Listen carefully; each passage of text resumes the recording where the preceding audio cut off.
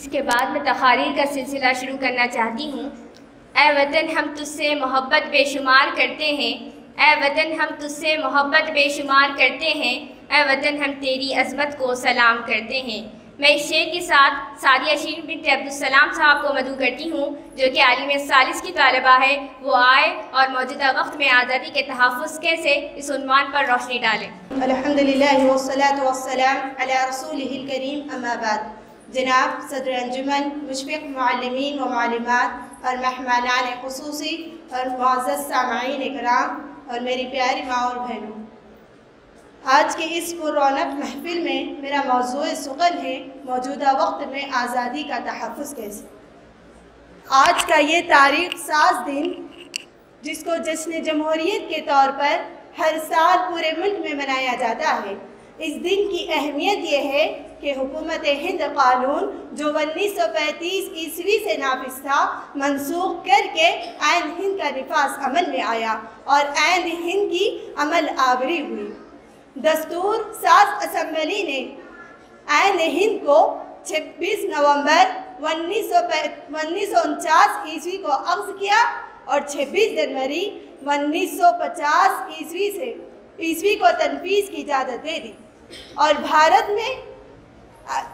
آئین ہند سے بھارت میں تنفیذ اور آئین ہند میں بھارت میں جمہوری طرز حکومت کا آغاز ہوا۔ یوم جمہوریہ کے موقع پر اس بات کا اعتراف کرنے میں ہمیں یقینی طور پر خوشی محسوس ہوتی ہے کہ ہم ایک ایسے ملک کے باشندے ہیں جو پورے عالم میں سب سے بڑا جمہوری ملک ہے اور دنیا کے بہت سارے ممالک میں ہمارے ملک کے جمہوری طرز حکومت کو مثال کے طور پر پیش کیا جاتا ہے کہ بھارت ایک ایسا ملک ہے جہاں مختلف زبان، مختلف مذاہب، ذات و رسم کے چاہنے اور ماننے والے لوگ شعر و شکر سے رہتے ہیں۔ صدیوں سے یہاں گنگا جمنی تہذیب کی فضا رچی بسی آ رہی ہے۔ جمہوریت کے لغوی معنی لوگوں کی حکمرانی کے ہیں، یعنی رول آف پیپل کے ہیں۔ دوستی، محبت، بھائی چارگی، یکجہتی، مساوات اور اخوت یہاں کی شناخت ہے۔ آزادی ہند کی حصولیابی کے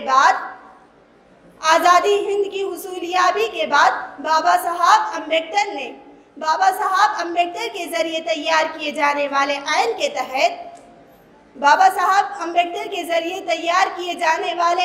تحت ہمارا ملک جمہوری طرز حکومت سے پوری مضبوطی اور استحکام کے ساتھ قائم ہے۔ آزادی ایک ایسی عظیم نعمت ہے کہ جس سے بڑھ کر دنیا میں اور کوئی نعمت نہیں۔ اس کی حفاظت ہماری اجتماعی اور قومی ذمہ داری، لیکن افسوس ہمارے ملک کی شاندار اور مثالی جمہوریت کو گزشتہ چند برسوں سے بری طرح پامال کیا جا رہا ہے۔ اسے یہاں کی فرقہ پرست طاقتیں برباد کرنے کے در پہ ہے، جس کے باعث یہاں کی سیکولر اور امن پسند لوگوں کی تشویش دن بہ دن بڑھتی جا رہی ہے۔ الغرض اس وقت پورا ملک حیران و پریشان ہے اور مختلف پریشانیوں کا ہر شخص سامنا کر رہا ہے۔ ایک عجیب کشمکش میں تمام لوگ مبتلا نظر آ رہے ہیں۔ میری دینی بہنوں، ہمارے ملک میں کہیں وباؤں کا حملہ ہے تو کہیں بھوک و پیاس کا خوف و ڈر ہے، تو کہیں تعلیم و تربیت کا بحران ہے جس کی وجہ سے دشمنیاں اور نافرمانیاں ہو رہی ہیں۔ اس لیے بلکہ ہمیں تاریخ سے تاریخی نہیں بلکہ اپنے نئے نسلوں کی فکر ہے۔ ہمیں ہمارے ملک کی آزادی کا پختہ یقین ہے، کیونکہ ہمیں ان مع العسر یسرا اور ان اللہ مع الصابرین پر پورا یقین و ایمان ہے۔ معزز سامعین اکرام، ایسے ناگفتہ بھی حالات میں نوجوانوں کو چاہیے کہ وہ اپنی دنیا آپ بنائیں اور اپنے وقت اور صحت کا بھرپور فائدہ اٹھاتے ہوئے اس سے ایک علمی وہ انسانی انقلاب پیدا کرے۔ آخر میں اپنی تقریر ایک شعر کے ذریعے ختم کرنا چاہتی ہوں۔